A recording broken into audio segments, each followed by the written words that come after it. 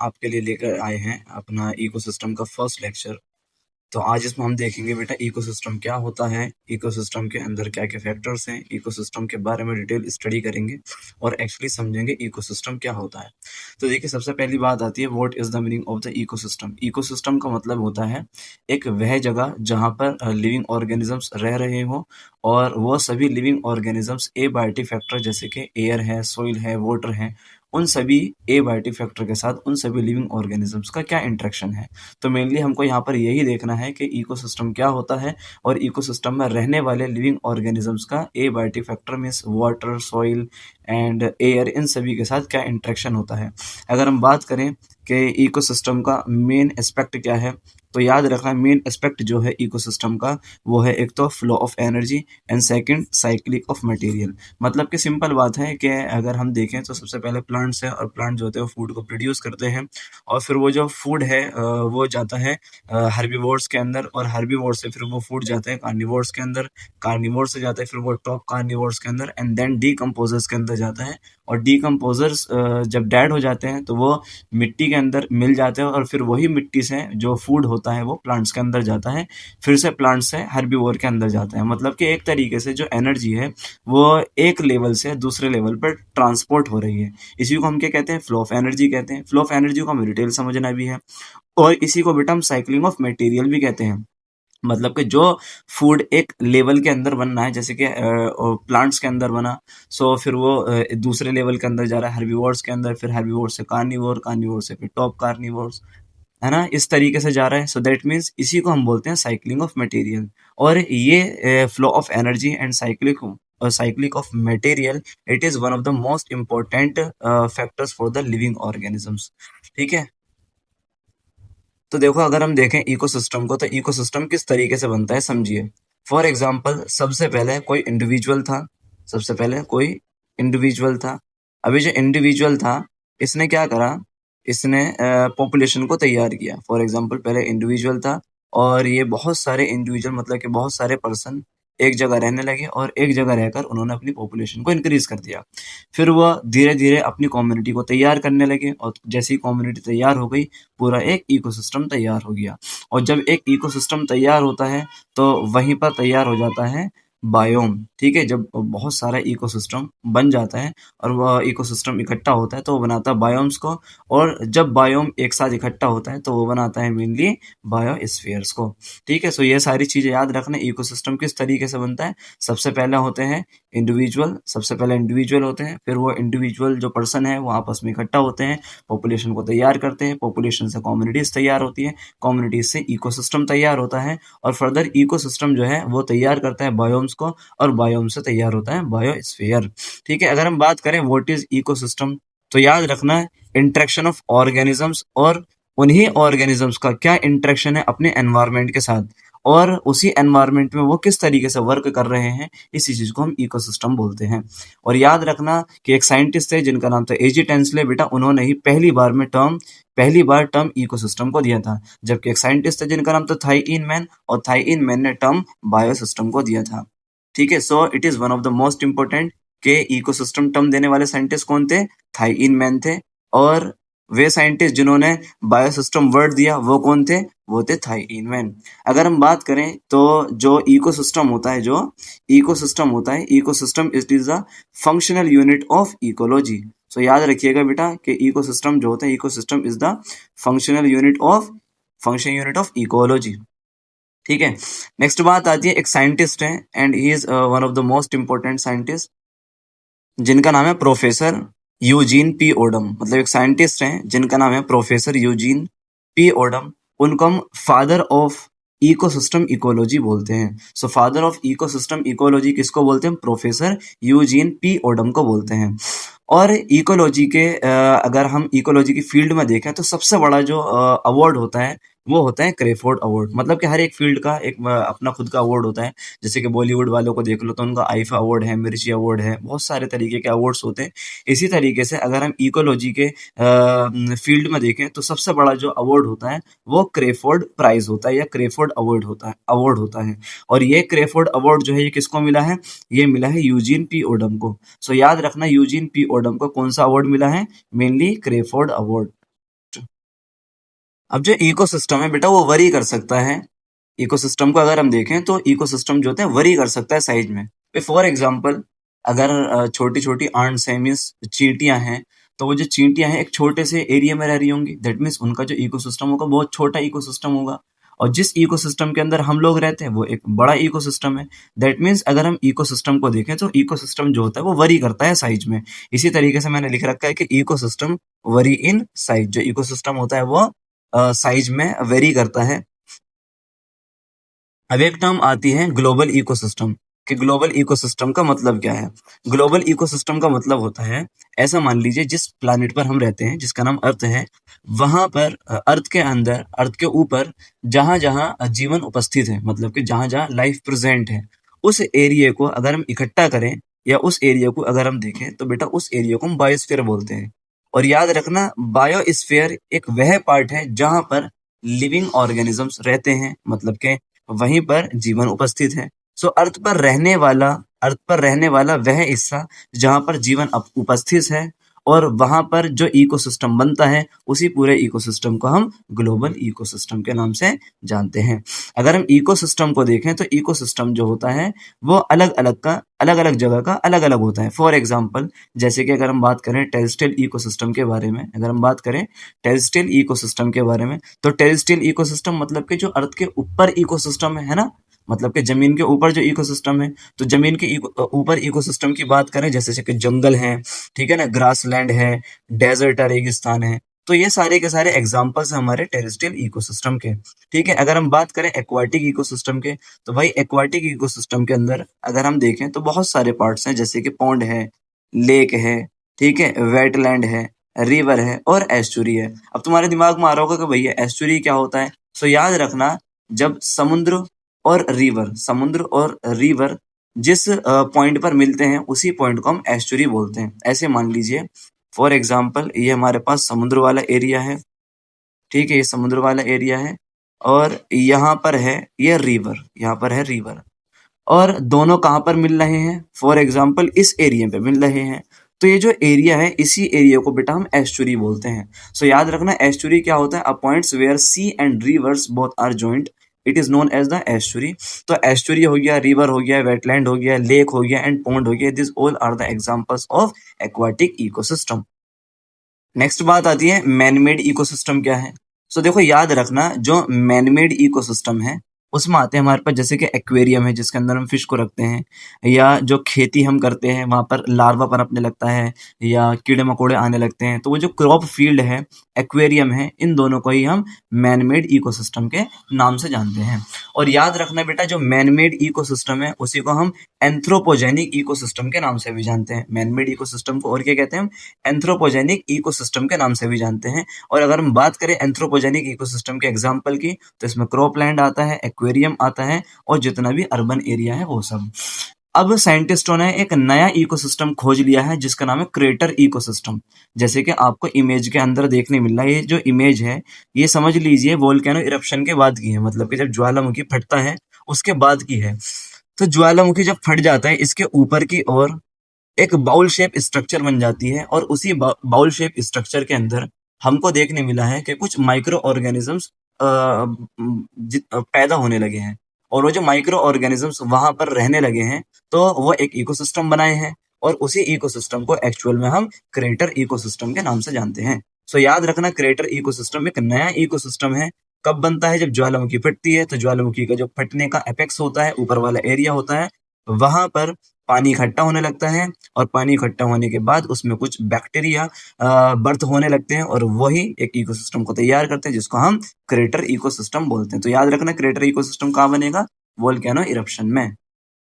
देखो भाई, अगर हम बात करें तो इकोसिस्टम जो है वो फ्रेश वाटर में अलग तरीके से हमको देखने मिलता है, और जो नॉन फ्रेश वाटर होते हैं, मतलब कि जो कंटामिनेटेड वाटर होता है, उसके अंदर अलग तरीके का इकोसिस्टम होता है। तो पहले हम बात करते हैं वह इकोसिस्टम जो हमको फ्रेश वाटर के अंदर देखने मिलता है। तो अगर हम देखें, जो रिवर है, तो रिवर में फ्रेश वाटर है, और बेटा रिवर जो है ना, एक तरीके का लोटिक टाइप ऑफ इकोसिस्टम है। लोटिक का मतलब होता है वह इकोसिस्टम जिसमें साफ पानी है, और वो जो पानी है वो चलता हुआ पानी है। इस तरीके के इकोसिस्टम को क्या कहते हैं हम? लोटिक टाइप इकोसिस्टम कहते हैं। दूसरा आता है हमारे पास लेंटिक टाइप इकोसिस्टम। अब ये क्या है? याद रखना, अगर हम लेक में देखें और पॉन्ड में देखें तो यहाँ पर थमा हुआ पानी होता है, रुका हुआ पानी होता है। और रुका हुआ पानी गंदा पानी नहीं है, साफ ही पानी होता है। तो अगर लेक एंड पॉन्ड को हम देखें तो यहाँ पर साफ पानी है और वो रुका हुआ पानी है। और अगर इस तरीके की इकोसिस्टम हमको देखने मिलता है, इसको हम बोलते हैं fresh water लेंटिक type of ecosystem. ठीक है। इकोसिस्टम के अगर हम कंपोनेंट्स की बात करें, सो इकोसिस्टम के मेनली दो कंपोनेंट्स होते हैं। एक तो बात आती है बेटा एबायोटिक कंपोनेंट्स, और दूसरा आता है हमारे पास बायोटिक कंपोनेंट्स। एबायोटिक कंपोनेंट्स का मतलब होता है वह कंपोनेंट्स जो कि नॉन लिविंग है, जैसे कि वाटर है, एयर है, सॉइल है, and many more things which is non living. और दूसरी बात आती है बायोटिक। बायोटिक का मतलब जितने में लिविंग कंटेंट है, लिविंग कंटेंट में जितने माइक्रो ऑर्गेनिजम्स आ गए, प्लांट्स आ गए, एनिमल्स आ गए, ठीक है ना, फंगाई आ गए, एल्गीज आ गए, and lots of things which is living. So जितने भी लिविंग चीजें होती हैं और नॉन लिविंग चीजें होती हैं वो आपस में इंटरलिंक्ड होती हैं और वही एक इकोसिस्टम को तैयार करती हैं। देखो भाई, अगर हम बात करें स्ट्रक्चर ऑफ इकोसिस्टम की, तो इकोसिस्टम के मेनली तीन पार्ट्स हैं। एक तो इनपुट पॉइंट है, दूसरा ट्रांसफर ऑफ एनर्जी पॉइंट है, और जो तीसरा हमारा दैट इज आउटपुट पॉइंट है। वो क्या है? आउटपुट पॉइंट है। तो सबसे पहले हम बात करते हैं इनपुट पॉइंट के बारे में कि इनपुट पॉइंट क्या होता है। तो अगर हम बात करें इनपुट की, तो इनपुट का मतलब यह है कि वह पार्ट जहां पर सोर्स ऑफ एनर्जी प्रेजेंट है। मतलब कि फॉर एग्जांपल अगर हम देखें तो हमारे पास पहला लेवल है प्रोड्यूसर्स का, मतलब कि जो फूड को बनाएंगे, और फूड जो बनाते हैं दैट इज प्लांट, सिंपल। और जो प्लांट्स हैं वो एनर्जी को लेंगे फ्रॉम द सन, और सन से वो एनर्जी को लेंगे और फिर वो फूड को तैयार करेंगे। इसी पार्ट को हम क्या बोलते हैं? इनपुट बोलते हैं, और यही हमारी प्रोडक्टिविटी कहलाती है। तो अगर हम देखें इनपुट में, तो जब एनर्जी आती है तो वहां पर क्या क्या चीज इन्वॉल्व होती है? तो मेनली सनलाइट इन्वॉल्व होगी एनर्जी देने के लिए। और सनलाइट क्या करती है? जो मेनली प्लांट क्या करते हैं, प्लांट के अंदर जो सनलाइट आ रही है उसको वो कन्वर्ट कर देते हैं केमिकल एनर्जी के अंदर। और जब सनलाइट प्लांट्स के थ्रू कन्वर्ट हो जाते हैं केमिकल एनर्जी के अंदर, इसी को बेटा हम प्राइमरी प्रोडक्टिविटी कहते हैं। सो what is primary productivity? Primary productivity का मतलब यह है when plants catches the sunlight and convert them into the chemical energy like the glucose and many more. So इसी को हम बोलते हैं प्राइमरी प्रोडक्टिविटी। अब जो प्राइमरी प्रोडक्टिविटी हुआ मीन्स फूड बन गया। अब ये जो फूड है, कुछ फूड तो प्लांट अपने लिए इस्तेमाल करेंगे और कुछ फूड को नेक्स्ट लेवल मतलब कि हर्बीवोर के अंदर ट्रांसपोर्ट कर देंगे। और ट्रांसपोर्ट होगा दैट मीन्स हर्बीवोर से फिर कार्निवोर में जाएगा, कार्निवोर से फिर टॉप कार्निवोर में जाएगा, फिर टॉप कार्निवोर से कंज्यूमर्स में जाएगा, और इसी तरीके से एक साइकिल चलती रहेगी। मतलब कि नेक्स्ट लेवल जो है इनपुट के बाद वो क्या है? Transfer of energy. So next बात आती है ट्रांसफर ऑफ एनर्जी की। तो अगर हम बात करें ट्रांसफर ऑफ एनर्जी की, तो जो ट्रांसफर ऑफ एनर्जी है इसमें हमको क्या क्या पढ़ना भैया? फूड चेन के बारे में पढ़ना है, फूड वेब के बारे में पढ़ना है, और न्यूट्रिएंट साइकिल के बारे में पढ़ना है। मतलब जब हम देखेंगे किस तरीके से जो एनर्जी वो ट्रांसपोर्ट होती है, तो वो हम अच्छे से समझेंगे फूड चेन के अंदर, फूड वेब के अंदर, और न्यूट्रिएंट साइकिल के अंदर। सही है। फिर क्या होगा कि जो फूड है मीन्स एनर्जी जो है वो एक ट्रॉपिक लेवल से दूसरे ट्रॉपिक लेवल के अंदर जाने लगेगी, और बची हुई जो एनर्जी रहेगी वो लॉस हो जाएगी या यूज हो जाएगी। ठीक है। और उसी कंडीशन को हम क्या कहेंगे? आउटपुट कहेंगे। तो आउटपुट का मतलब क्या है? Means how much amount of heat losses. मतलब कि एक लेवल से कितनी अमाउंट ऑफ हीट लॉस होती है उसी को हम क्या कहते हैं? आउटपुट कहते हैं। ऐसे मान लीजिए कि एक प्लांट है और प्लांट ने जो है 100 किलो किसी फूड को बनाया है। अब वो 100 किलो में जो है 50 किलो तो खुद ब खुद यूज कर लेता है। ठीक है। 50 किलो क्या करता है? वो खुद ब खुद यूज कर लेता है, और 50 किलो का वो फूड वगैरह तैयार कर लेता है। ठीक है। 50 किलो उसने अपने लिए रख लिया, और बचा 50 किलो। वो बचा 50 किलो, उस 50 किलो में क्या हो रहा है कि वो 30 किलो आगे वाले ट्रॉफिक लेवल के अंदर भेज रहा है, मतलब के हर्बीवोर के अंदर भेज रहा है। बचा कितना? 20 किलो। और 20 किलो उसकी बॉडी से लॉस हो रहा है। तो जो लॉस हो रहा है वही हमारा क्या? आउटपुट है। वही हमारा क्या है? नेक्स्ट बात आती है स्पीशीज कंपोजिशन क्या होता है। तो देखिए स्पीशीज कंपोजिशन का मतलब ये है कि ऐसा मान लीजिए कि एक एरिया है, और उस एरिया के अंदर सिर्फ और सिर्फ एक ही तरीके की प्रजाति रहती है। दूसरा एरिया है, वहां पर सिर्फ और सिर्फ वहां पर 100 तरह की प्रजाति रहती है। दैट मीन्स जहां पर एक ही तरीके की प्रजाति है वहां पर डाइवर्सिटी नहीं है ज्यादा, मतलब कि कुछ भी डाइवर्सिटी नहीं है। और जहां पर बहुत सारी स्पीशीज रहती है वहां पर डाइवर्सिटी बहुत ज्यादा है। और याद रखना, जहां पर जितनी ज्यादा डाइवर्सिटी होगी वहां का इकोसिस्टम उतना ही ज्यादा स्टेबल रहेगा। ठीक है, ऐसे मान लीजिए जहां पर एक तरीके की प्रजाति है वहां सिर्फ और सिर्फ एक ही फूड है, और अगर वो फूड खत्म हो जाए तो वहां पर रहने वाली जो प्रजाति है वो मर जाएगी। और जहां पर एक से ज्यादा तरह की प्रजाति है वहां पर एक ही तरीके का फूड तो होगा नहीं, वहां पर बहुत सारे तरीके का फूड होगा। तो वहां पर रहने वाले जीव जो होंगे वो एक दूसरे के फूड पर डिपेंड रहेंगे। सो दैट मीन्स जितनी ज्यादा स्पीशीज रहेगी एक इकोसिस्टम के अंदर, वहां का इकोसिस्टम उतना ज्यादा स्टेबल रहेगा। तो याद रखना, स्पीशीज कंपोजिशन का मतलब क्या है? स्पीशीज कंपोजिशन का मतलब ये होता है वह एरिया जहां पर बहुत ज्यादा स्पीशीज कंपोजिशन है, मतलब के there is an lots of diversity of the species, उसी को हम स्पीशीज कंपोजिशन बोलते हैं। और स्पीशीज कंपोजिशन के बेस्ट एग्जांपल की बात करें सो वो है ट्रॉपिकल रेन फॉरेस्ट। ठीक है, अब देखिए मैंने यही लिख रखा है कि अगर कहीं पर अगर स्पीशीज कंपोजिशन ज्यादा है, मीन्स अगर डाइवर्सिटी ज्यादा है, तो वहां का इकोसिस्टम उतना ही ज्यादा स्टेबल रहेगा। जैसे फॉर एग्जांपल, और हाँ एक टर्म और है, और वो टर्म है स्ट्रैटिफिकेशन। अब बात आती है स्ट्रैटिफिकेशन का मतलब क्या है। स्ट्रैटिफिकेशन का मतलब समझो क्या है। वे फॉर एग्जांपल हमारे पास ये ग्रासेस है, ठीक है। सो ग्रासेस को जो छां दे रहा है, मीन शेड दे रहा है, वो कौन दे रहा है? हर्ब्स दे रहा है। और आपको देखने भी मिल रहा है कि जो ग्रासेस हैं वो किसके नीचे रह रही हैं? शब्स के नीचे रह रही हैं। और जो शब्स वो सॉरी हर्ब्स के नीचे रह रही हैं। और जो हर्ब्स हैं वो किसके नीचे रह रहे हैं? शब्स के नीचे रह रहे हैं। और जो शब्स हैं वो किसके नीचे रह रहे हैं? वो बड़े बड़े ट्रीज के नीचे रह रहे हैं। और आपको देखने मिल रहा है कि ट्रीज के ऊपर एक ऐसा ऑरेंज से कलर का ये सांप सा लहरा रहा है। असल में ये भी एक तरीके का प्लांट है, ठीक है। और इस प्लांट का नाम है लियानस, मतलब कि एक बेल होती है प्लांट की, क्रीपर्स होते हैं एक तरीके का, उसी को हम लियानस बोलते हैं। सो यहाँ पर आपको ये देखने मिल रहा है कि नीचे से ऊपर की ओर एक वर्टिकल अरेंजमेंट देखने मिल रहा है। और इसी इसी वर्टिकल डिस्ट्रीब्यूशन को और इसी वर्टिकल अरेंजमेंट को ही हम स्ट्रेटिफिकेशन बोलते हैं। सो स्ट्रेटिफिकेशन का मतलब होता है कि vertical distribution of species at different level, मतलब कि जो स्पीशीज हैं, डिफरेंट डिफरेंट स्पीशीज है, उसका एक तरीके से वर्टिकली डिस्ट्रीब्यूशन होना, उसी को हम बोलते हैं स्ट्रेटिफिकेशन। ठीक है, तो यहाँ पर आपको देखने मिल रहा है एक ग्रासेस है, ग्रासेस एक अलग स्पीशीज है, हर्ब्स अलग स्पीशीज है, शब्स अलग स्पीशीज है, लार्ज ट्रीज है वो अलग स्पीशीज है, और लियानस बिल्कुल अलग ही स्पीशीज होती है। सो याद रखना, स्ट्रेटिफिकेशन का मतलब यह है कि किसी भी चीज का किसी भी स्पीशीज का या बहुत सारी स्पीशीज का वर्टिकल डिस्ट्रीब्यूशन होना, इसी को हम स्ट्रेटिफिकेशन के नाम से जानते हैं। और ये भी हमको पता है कि जहाँ की डाइवर्सिटी जितनी ज्यादा ग्रेटर होगी, मतलब कि जितनी ज्यादा डाइवर्सिटी होगी, वहां पर जो फूड का रिसोर्सेज है वो उतना ही ज्यादा होगा। चलिए आगे देखते हैं। नेक्स्ट बात आते हैं इकोसिस्टम के कंपोनेंट्स क्या क्या होते हैं। देखो, अगर हम बात करें इकोसिस्टम के कंपोनेंट्स क्या है, तो पहले जो कंपोनेंट्स है इकोसिस्टम का वो है प्रोडक्टिविटी। ठीक है, और प्रोडक्टिविटी के बाद क्या होता है? जो एनर्जी है वो ट्रांसपोर्ट होती है, मतलब कि एनर्जी फ्लो होती है। और इसी से ही हमारा डिकम्पोजिशन भी स्टार्ट होता है।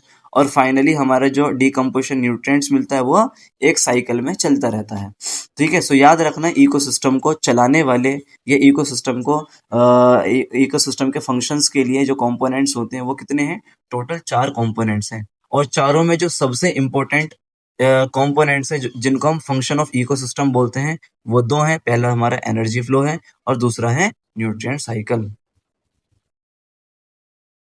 देखिए, नेक्स्ट बात आती है पॉन्ड्स के बारे में। And we know very well ponds is in types of the aquatic ecosystem.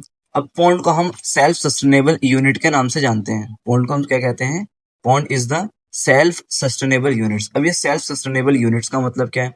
Self sustainable units का मतलब यह है कि पॉन्ड्स के अंदर चारों कंपोनेंट्स पॉन्ड के अंदर ही प्रेजेंट है। मतलब पॉन्ड्स के अंदर चारों कंपोनेंट्स प्रेजेंट है। कंपोनेंट जैसे कि हम कह रहे हैं आपसे कि प्लांट्स ने फूड बनाया, दैट मीन्स प्लांट्स प्रोड्यूसर्स हैं। फिर उसको खाने वाले हर्बीवोर्स हैं। फिर हर्बीवोर्स को खाने वाले कार्निवोर्स हैं। कार्निवोर्स को खाने वाले टॉप कार्निवोर्स हैं, और उनको खाने वाले डिकम्पोजर्स हैं। तो इसी तरीके से चारों के चारों जो हमारे पास ट्रॉपिक लेवल्स हैं या कंपोनेंट्स हैं, वो हमको देखने मिलते हैं पॉन्ड्स के अंदर ही। ठीक है, जिसमें पहले बात आती है फाइटोप्लैंक्टन्स के बारे में। सबसे पहली बात आती है फाइटोप्लैंक्टन्स के बारे में। तो अगर हम पॉन्ड के अंदर फाइटोप्लैंक्टन्स को देखें, फाइटोप्लैंक्टन्स ऐसे समझ लीजिए जो प्लांट्स प्रेजेंट हैं एक्वाटिक इकोसिस्टम के अंदर, वो एक तरीके से फाइटोप्लैंक्टन्स है। सो फाइटोप्लैंक्टन्स है, एल्गी है, ठीक है, फ्लोटिंग प्लांट्स हैं, फ्लोटिंग मतलब कि जो पानी के ऊपर फ्लोट कर रहे होंगे। सबमर्ज प्लांट हैं, मतलब कि जो आधे पानी के अंदर होंगे और आधे पानी से बाहर होंगे। ठीक है, मार्जिनल प्लांट्स प्रेजेंट हैं। तो ये जितने भी एल्गीज हो गए, फाइटोप्लैंक्टन्स हो गए, फ्लोटिंग प्लांट्स हो गए, सबमर्ज प्लांट्स हो गए, मार्जिनल प्लांट्स हैं, ये सारे ऑटोट्रॉफिक हैं। ये सारे के सारे क्या है? ऑटोट्रॉफिक है। और वी नो वेरी वेल, जो ऑटोट्रॉफिक होते हैं वो प्लांट्स होते हैं, जो प्लांट्स होते हैं वो प्रोड्यूसर्स होते हैं। सो याद रखना बेटा, फाइटोप्लैंक्टन्स ये हमारा मींस ऑटोट्रॉफिक वाला हमारा पहला कंपोनेंट्स हो गया। फिर आते हैं इन प्लांट्स को कंज्यूम करने वाले कौन है। तो इन प्लांट्स को कंज्यूम करने वाले हैं जैसे कि जू प्लैंक्टन्स हैं, फ्री स्विमिंग एनिमल्स हैं, ठीक है, और बॉटम ड्वेलिंग एनिमल्स हैं। ठीक, ये सारे के सारे क्या है? कंज्यूमर्स हैं। ठीक, फिर देखिए नेक्स्ट।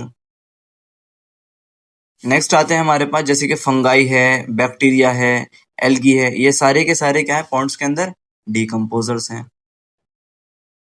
देखिए, अगर हम बात करें कि एनर्जी कहाँ से कहाँ फ्लो करती है, तो बेटा याद रखना, जो एनर्जी होता है वो लोअर ट्रॉफिक लेवल से हायर ट्रॉफिक लेवल के अंदर मूव करती है। लोअर ट्रॉफिक मान लीजिए ये एक ट्रॉफिक लेवल है, इसमें प्लांट्स प्रेजेंट है। इससे ऊपर वाला ट्रॉफिक लेवल है, इसमें कंज्यूमर्स प्रेजेंट है, प्राइमरी कंज्यूमर। इससे ऊपर वाला ट्रॉफिक लेवल है, इसमें सेकेंडरी कंज्यूमर्स प्रेजेंट है। सबसे ऊपर वाला है, इसके अंदर टर्शरी कंज्यूमर्स प्रेजेंट है। तो अगर हम देखेंगे, एनर्जी जो है वो नीचे से ऊपर की ओर ट्रांसपोर्ट होती है। इसीलिए मैंने लिख रखा है कि जो एनर्जी होती है वो हमेशा लोअर ट्रॉफिक लेवल से हायर ट्रॉफिक लेवल के अंदर ट्रांसपोर्ट होती है। ठीक है, अगर हम बात करें जो मटेरियल प्रेजेंट है, जो मटेरियल है, द फ्लो ऑफ मटेरियल की बात करें, सो वो एक साइक्लिक वे में होता है। साइक्लिक वे में जैसे हम समझ गए कि भैया कि जो डिकम्पोजर्स हैं उन्होंने फूड को डिकम्पोज किया। अब वो फूड कैसा भी हो सकता है, मीन्स वो एनिमल की डेड बॉडी हो सकती है, वो एनिमल भी कोई भी हो सकता है। प्राइमरी कंज्यूमर्स हो सकता है, सेकेंडरी कंज्यूमर्स हो सकता है, टर्शरी कंज्यूमर्स हो सकता है। ठीक है, ये हो सकता है प्लांट्स भी हो, प्रोड्यूसर्स, प्राइमरी प्रोड्यूसर्स हो। ठीक है, तो उन सब की जो बॉडी है वो डिकम्पोजर्स जो है वो डिकम्पोज कर देंगे, गला देंगे, सड़ा देंगे। और गलाने के बाद जो उसमें से मिनरल्स निकलेगा, मटेरियल निकलेगा, और उसको एक साइक्लिक वे में वो ट्रांसपोर्ट करते रहेंगे।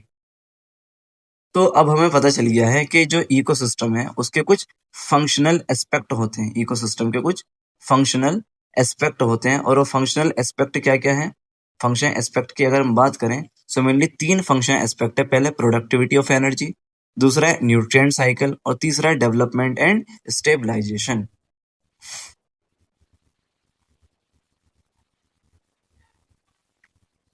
और हमें ये भी अच्छे से पता है, हमको ये भी बहुत अच्छे से पता है कि अगर हम किसी भी ट्रॉफिक लेवल के अंदर देखें, तो जो एनर्जी जा रही है, या स्टार्टिंग में अगर हम देखें तो प्लांट्स के अंदर जो एनर्जी जा रही है वो किससे जा रही है? सूरज से जा रही है। दैट मीन्स किसी भी ट्रॉफिक लेवल के अंदर या किसी भी ऑर्गेनिजम्स के अंदर जो एनर्जी है वो एक तरीके से सूरज के थ्रू ही जा रही है। इसीलिए हम सोलर सिस्टम को या सोलर रेडिएशन को अल्टीमेट सोर्स ऑफ एनर्जी बोलते हैं। ठीक है, किसका? इकोसिस्टम का। ठीक, अब इकोसिस्टम की बात करें तो इकोसिस्टम जो है ओपन और क्लोज के आधार पर दो तरीके का है। एक तो हमारा होता है ओपन इकोसिस्टम, एक तो हमारा है ओपन इकोसिस्टम, और दूसरा है क्लोज इकोसिस्टम। मतलब कि जिसके अंदर एनर्जी डायरेक्टली जा रही है उसको बोलते हैं हम ओपन इकोसिस्टम, और जिसके अंदर इनडायरेक्टली जा रही है उसको बोलते हैं हम क्लोज इकोसिस्टम। अगर हम बात करें एबायोटिक कंपोनेंट्स के बारे में कि एबायोटिक कंपोनेंट्स में क्या-क्या प्रेजेंट है और किस-किस तरीके से वर्क हो रहा है, ये क्या-क्या हमें मिल रहा है एबायोटिक कंपोनेंट्स से। तो एबायोटिक कंपोनेंट्स में अगर देखें तो सबसे पहली बात आता है मटेरियल। तो मटेरियल में हमारे पास क्या है एबायोटिक, जैसे कि ऑर्गेनिक कंपाउंड्स हैं या इनऑर्गेनिक कंपाउंड्स हैं। ठीक है, सो याद रखना, जो ऑर्गेनिक कंपाउंड्स हैं, इनऑर्गेनिक कंपाउंड्स हैं, वो सारे के सारे हमारे मटेरियल्स में आते हैं, और ये जो मटेरियल्स है ये एबायोटिक कंपोनेंट्स के रूप में यूज होते हैं। नेक्स्ट बात आती है एक टर्म की, जो कि टर्म है स्टैंडिंग स्टेट, और दूसरा है स्टैंडिंग क्वांटिटी। तो बात आती है what is the meaning of the standing state and what is the meaning of the standing quantity, both are the same things. इसका मतलब यह है, अगर हम देखें तो हर एक ऑर्गेनिजम्स की अपनी खुद की कैपेसिटी होती है, वो किस इकोसिस्टम के अंदर जिंदा रहेगा। जैसे कि हम लोग हैं तो हम लोग सिर्फ और सिर्फ जमीन पर ही रह सकते हैं, ये नहीं कि हम पानी के अंदर रहेंगे। इसी तरीके से हर एक ऑर्गेनिजम्स का अपना खुद का नेचर होता है कि वो किस तरीके के एरिया के अंदर सर्वाइव कर सकेगा। जैसे कि लाइकेंस है, तो लाइकेंस जो होते हैं हमेशा वो रॉक्स पर आते हैं, चट्टानों पर आते हैं। जितने भी जीरोफाइटिक प्लांट्स हैं वो ऐसी जगह आते हैं जहाँ पर पानी कम है, जैसे कि सैंड मतलब कि डेजर्ट में।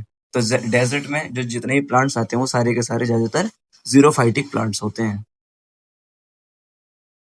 कभी कभी पूछ लेता है एक नंबर में, what are factors, define factors. तो फैक्टर्स का मतलब क्या है? वे सारी चीजें जो किसी भी लिविंग ऑर्गेनिजम्स के जीवन को अफेक्ट करती हैं, उन सभी चीजों को हम फैक्टर्स बोलते हैं।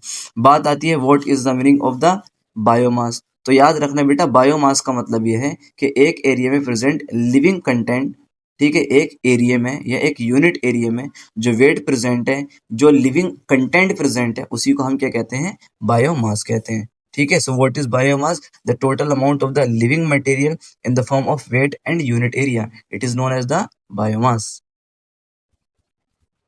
अब देखिए, ये जो बायोटिक कंपोनेंट्स हैं, ये दो तरीके के होते हैं, एक तो ऑटोट्रोफिक वाले, दूसरे होते हैं हेटेरोट्रोफिक वाले। अगर हम बात करें हेटेरोट्रोफिक वाले बायोटिक कंपोनेंट्स की, तो ये भी दो तरीके के हैं, एक तो मैक्रो कंज्यूमर्स हैं और दूसरे माइक्रो कंज्यूमर्स हैं। बात आती है मैक्रो कंज्यूमर्स क्या है? मैक्रो कंज्यूमर्स सारे के सारे वह बायोटिक कंपोनेंट्स हैं जो बड़े बड़े पार्टिकल्स को कंज्यूम करते हैं, जैसे कि हम हैं। तो एक तरीके से हम मतलब अगर रोटी खा रहे हैं तो हम रोटी के बड़े बड़े पीसेस खाएंगे। ये थोड़े ना उसको कुतर कुतर कर खाएंगे, या ये थोड़े ना है कि रोटी के अंदर से आइटम्स निकालेंगे हम तब खाएंगे, या कंपाउंड्स निकालेंगे तब खाएंगे। हम तो बहुत सारे कंपाउंड्स को, करोड़ों कई करोड़ कंपाउंड्स को एक साथ इकट्ठा अपनी बॉडी के अंदर कंज्यूम करते हैं। बट वे सारे ऑर्गेनिजम्स, वे सारे बायोटिक कंपोनेंट्स जो कि सिर्फ और सिर्फ किसी एटम्स को या किसी एक ही कंपाउंड को अपनी बॉडी के अंदर कंज्यूम कर सकते हैं एज अ फूड, उन्हीं को हम बोलते हैं माइक्रो कंज्यूमर्स। सो याद रखना, मैक्रो कंज्यूमर्स का मतलब यह है वह जो लार्ज अमाउंट ऑफ या लार्ज कॉम्प्लेक्स पार्टिकल्स को कंज्यूम करते हैं, और इसका बेस्ट एग्जांपल है हमारे पास एनिमल। और मैक्रो कंज्यूमर्स को हम फैगोट्रोफ के नाम से भी जानते हैं। दूसरा आता है हमारे पास micro consumers. So micro consumers जो होते हैं वो सारे के सारे सेप्रोटॉफ्स होते हैं। अब ये सेप्रोटॉफ्स क्या होते हैं? ऐसे सारे के सारे ऑर्गेनिजम्स जो सेप्रोफाइटिक होते हैं, मतलब कि जो डेड एंड डी के मटेरियल से अपना खाना बनाते हैं, उन सभी को हम सेप्रोट्रॉफ्स या सेप्रोफाइटिक बोलते हैं। और इसका बेस्ट एग्जांपल हमारे पास है फंगाई। ठीक है, और जितने भी प्लांट्स हैं हमारे पास, जैसे प्लांट्स है, ट्रीज हैं, उन सबको बोलते हैं हम मैक्रोफाइट्स। नेक्स्ट देखो, याद रखना कि हर एक इकोसिस्टम की अपनी खुद की सीमाएं हैं। मीन्स इकोसिस्टम इज फिजिकली डिलाइनेटेड, मतलब कि हर एक इकोसिस्टम की अपनी खुद की सीमाएं होती हैं। मीन्स वो इकोसिस्टम कितना बड़ा रहेगा, कितना स्टेबल रहेगा, कब तक रहेगा, किस तरीके से उसमें डेवलपमेंट होगा, वो हर एक इकोसिस्टम की अपनी खुद की सीमाएं होती है, अपनी खुद की बाउंड्रीज होती हैं। और हमको ये भी पता है कि हर एक इकोसिस्टम जो होता है, फॉर एग्जांपल, कि जैसे मैंने लिख रखा है यहाँ पर कि all ecosystem are interconnected by the flow of energy and transfer of material. मतलब कि हर एक जो इकोसिस्टम्स होते हैं वो आपस में कनेक्टेड होते हैं। मीन्स ऐसा मान लीजिए कि टेरेस्ट्रियल रहने वाले सभी ऑर्गेनिजम्स टेरेस्ट्रियल इकोसिस्टम में रहते हैं। ठीक है, क्या वो लोग जो एक्वाटिक इकोसिस्टम है, उन एक्वाटिक सिस्टम में रहने वाले ऑर्गेनिजम्स पे डिपेंड नहीं है? बिल्कुल डिपेंड है। भाई एक्वाटिक इकोसिस्टम में जो फूड बनता है, उसी फूड का इस्तेमाल कर कर टेरेस्ट्रियल इकोसिस्टम वाले लोग इस्तेमाल कर रहे हैं, है ना? सो याद रखना, इसी तरीके से मेरा बताने का मतलब ये है कि हर एक इकोसिस्टम जो है वो अपने आप से कनेक्टेड है। टेरेस्ट्रियल इकोसिस्टम टेरेस्ट्रियल इकोसिस्टम में रहने वाले सभी जीव जो हैं, सभी ऑर्गेनिज्म जो हैं, वो एक्वाटिक इकोसिस्टम में रहने वाले फूड पर डिपेंडेंट होते हैं। ठीक है, तो अगर आपको इन सभी नोट्स को चाहिए तो मैं इसी वीडियो के नीचे एक लिंक दे दूंगा, वहां से आप इस नोट्स की पीडीएफ को डाउनलोड कर लेना।